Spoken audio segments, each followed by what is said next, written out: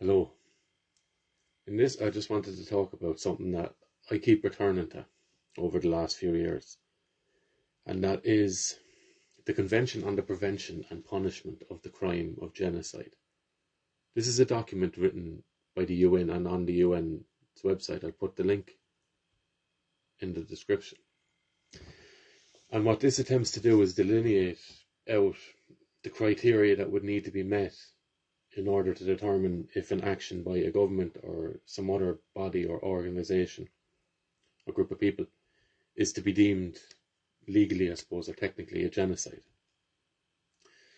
This says Article 2, quote, "In the present convention, genocide means any, not all, any of the following acts committed with intent to destroy in whole or in part a national, ethnical, racial or religious group.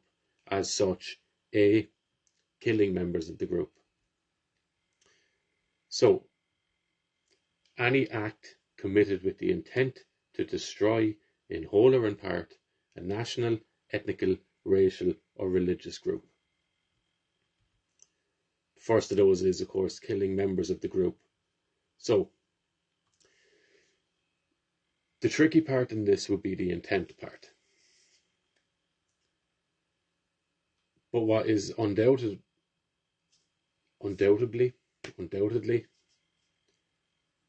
what is without doubt is the effects that the policies of this Irish government have had on the Irish people, even if it is a byproduct of their original intent for something else, okay? So, let's have a look at that. Is there any evidence to suggest that the Irish people are being killed or dying at the hands of the Irish government or any other group of people in the country? Let us look at, again, I'll put links for these things. So, this year, reporting on last year, 2023, we have the Independent, and the headline is, there was a significant rise in abortions in Ireland as over 10,000 terminations of pregnancy reported in 2023. So, the rate at which abortions are occurring seems to be increasing in and around what are we at now? I think we're at 30 to 40,000 abortions after being fulfilled, completed, since the laws were relaxed on it. Okay, so the laws were relaxed, which gave people the right to have an abortion. So, if we're in the 30,000 mark of people, that is babies. Again, I don't know the ethnic breakdown of the babies that have been aborted, but this is Ireland. We are a predominantly Irish nation, so just on the numbers alone, you would imagine that it's predominantly Irish babies that are being aborted. You can say it's due to a referendum, but it's due to the government allowing a referendum on this, on voting out the right to life out of the Irish Constitution. That stems directly from a government initiative, okay? Which has resulted, might not have been the intent, but which has resulted in tens of thousands of Irish babies not reaching life in terms of being born, okay? It's not to say that life doesn't begin at conception, because it depends on what you're calling life, okay? But the growth and the multiplication of cells, that happens immediately, okay? So, what else are we looking at? We can move on from the abortion thing because it speaks for itself. Onto the COVID thing. So, in an Irish Mirror article, I don't have the year for this now, but I would say, hang on now, I'll have a look and see if I have the year for it.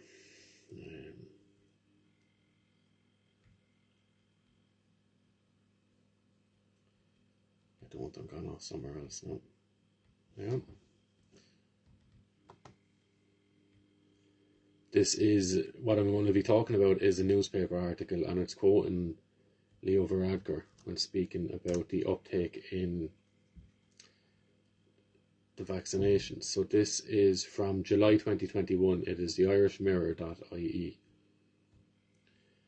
And in it, quote, he said there is an, quote, this is Radker, issue around parental consent, end quote, with vaccinating children aged 16 to 17 years, but he believes that this will be worked out soon. Okay, so he is eager to start vaccinating the younger people. He adds, quote, there's no reason why we can't have every adult over the age of 18 vaccinated by the end of August. So there's intent on Leo Varadkar's part to vaccinate every adult in Ireland. Okay, that was his goal. And he's saying there's no reason why we can't have every adult in Ireland vaccinated by the end of August. Who's we? Is he referring to himself? Is he referring to his political party? Or is he referring to the government as a whole? Or is he referring to entities beyond what we normally see as government? Okay. So there's an intent there on his behalf to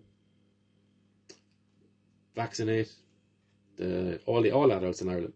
So the next newspaper article is from breakingnews.ie. I'll get the year for that now. Right. Illequipped, you know. This is from 26th of February 2023. And in it, it's speaking about excess deaths, and it says the following, quote, only Germany with 37.3%, Austria 27.4%, and Slovenia 25.9% had higher excess mortality rates than Ireland, while the average increase across the EU was 19%, the highest recorded value during 2022. Stephen Donnelly, quote, reported with some uncertainty and should be interpreted with caution. So he's talking about the data or the figures there that are given. And in it, it has Ireland at being in 2022 as being one of the highest countries for excess deaths, excess mortalities. Stephen Donnelly goes on to say, quote, after saying these things should be interpreted with caution, he then goes on to interpret it as openly and freely as he wishes. Quote, other important factors that may impact excess mortality include the ongoing COVID pandemic, circulation of other respiratory viruses, impacts of cold weather, an aging population, health-seeking behaviour, and access to healthcare. So after declaring that these things should be interpreted with caution, he then goes on to list a plethora of factors that may impact on excess mortality. I would like to know what health-seeking behaviour is and how that would potentially lead to an increase in excess deaths. That's a bizarre one. Is he talking about some of these newspaper articles that are saying like having cold showers will could increase heart problems, changing the bed linen could increase heart problems, jogging, global warming, all these odd things could increase health warnings like heart problems and strokes? Is that what he's talking about? Fitness, that trying to get fit might lead you to die prematurely. Bizarre, in greater numbers to boost the excess rates. That's bizarre stuff, bizarre.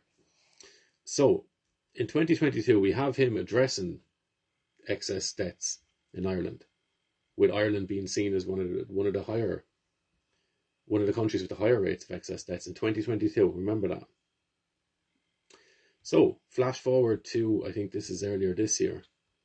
Flash forward to Fergal Bowers with RTE, and this is from Tuesday, the 2nd of January 2024. And in it says, bizarrely, but we'll understand why in a couple of minutes, quote, Ireland had no excess deaths during the core pandemic years of 2020 to 2022, the Department of Health has said, citing new research. Interesting. Let us look at the research. We don't have to, because it describes it here. Quote, it cites a new working paper from the Organisation for Economic Cooperation and Development, or OECD, showing that Ireland was one of 9 OECD countries to avoid excess deaths during this period, registering the 4th lowest rate behind New Zealand, Iceland and Norway. The OECD said its reports presents preliminary results or research in progress. let's read that again. So this new article is being quoted by the Department of Health. And it says it's a working paper, which means it's not finished yet, as far as my understanding goes. And it shows that Ireland had no excess debts. So not one excess debt. Perfectly bang on numbers consistent with previous years. Not one excess debt. It then says that it cites a new working paper from the OECD showing that Ireland was one of 9 OECD countries to avoid excess debts during this period, registering the 4th lowest rate behind New Zealand, Iceland and Norway. That does not make sense. If Ireland had no excess debts, then it doesn't have a rate of excess debts that could be deemed the 4th lowest rate, because it doesn't have one. That is odd. 0 is 0. If these countries had no excess debts, then their rate is 0. You know? Bizarre. I'd like to see how they work that one out. But bizarre anyway. And then look further, it goes on to say the OECD said its report represents preliminary results of research in progress. This is sneaky. Because what you can do here is you can throw out this research and say it's a work in progress, it's preliminary, it's research that hasn't been completed yet, it's a working paper. You can throw out the information and say Ireland had no excess debts. And if you get pushback, you can come back and say, well, look, the research isn't finished. It turns out we actually found X, Y, and Z numbers, okay? But if you get no pushback, then this can be rolled out, even if it's not true. This can be rolled out with the provision for it being rolled back in by declaring it a working paper, okay? So this is deceptive kind of stuff. But they're telling you it's a working paper, so it's on you to be able to discern this stuff yourself and read it and go, okay, this shouldn't be taken too seriously because this is a research paper in progress. So it's not even complete. I don't know why they'd even report on this stuff, unless they just wanted to get that message out there that there was no excess debts in 2022, even though we just had Stephen Donnelly addressing the fact that there was excess debts in 2022. Make it out what you will. Now, the last article we get to is from the Telegraph. I think this is just this year as well, as in the last couple of months. Hang on now. Yeah, here we go. So, we have from the telegraph.co.uk, and we have the 5th of June 2024, so a few weeks ago. And the headline is, COVID vaccines may have helped fuel rise in excess debts. Interesting. And this is not something that is coming out of the wilderness. People have been saying that this would be the case since COVID began nearly. There's some people saying if there's a vaccine, could be this, could be whatever. But now it's on front page papers. And it says in it, quote, COVID vaccines could be partly to blame for the rise in excess debts since the pandemic, scientists have suggested. Which scientists? Always ask those things. Which scientists? And then also remember, so you have Stephen Donnelly addressing the fact that there's excess debts. He was quibbling about the cause of them, while freely throwing out all these other causes. But the one thing, potential causes, the one thing he didn't offer, which could have been contributing to the excess debts, was the vaccine itself. He didn't. So he didn't seem interested in even raising the question of that, okay? But now we have, almost 2 years later, research from the Netherlands analysed data from 47 Western countries and discovered that there had been more than 3 million excess deaths since 2020, with the trend continuing despite the rollout of vaccines and containment measures. So what we were told was that in order to make sure that we can continue back in a similar trajectory as preceded the COVID lockdowns, we would need the lockdowns, we would need to take the vaccines, and then we would need to stop spreading it, and COVID then hopefully would die in its tracks, okay? And people would stop dying from it because the vaccines would stop people being hospitalised, it would stop them dying, unwillingly I suppose, okay? But the numbers don't suggest that. So this research paper has shown that in 47 countries, there was over 3 million excess deaths in 2020, with the trend continuing despite the rollout of vaccines. So vaccines haven't stopped don't seem to have affected the rate of excess deaths in these 47 countries. Okay, so that's interesting. So they didn't do what they said, and now could they be adding to it? Is the question, or is another question. We continue on. Quote: they warned that the side effects linked to the COVID vaccine had included ischemic stroke, acute coronary syndrome and brain hemorrhage, cardiovascular diseases, coagulation, hemorrhages, gastrointestinal events and blood clotting. End quote. So we were told there was people making noise about, do you remember the young athletes that were dropping on the pitch? All of the newspaper articles that were coming out nearly daily saying that this is the cause of heart problems, this is the cause of blood clots and XYZ, peculiar things. But there was a lot of people, doctors as well, that were saying, look, this thing is going to have an effect on people's hearts.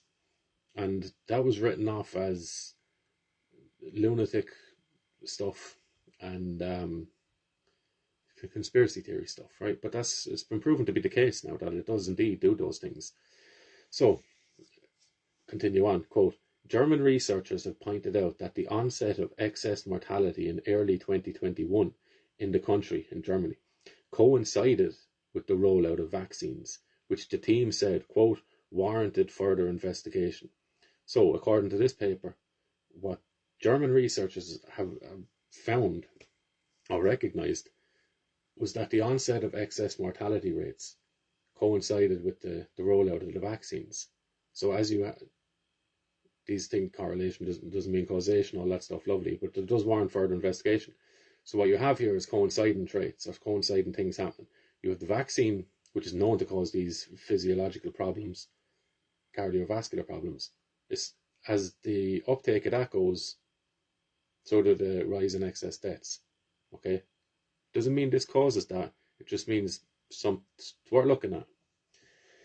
So, is the Irish government guilty of genocide? Perhaps technically no.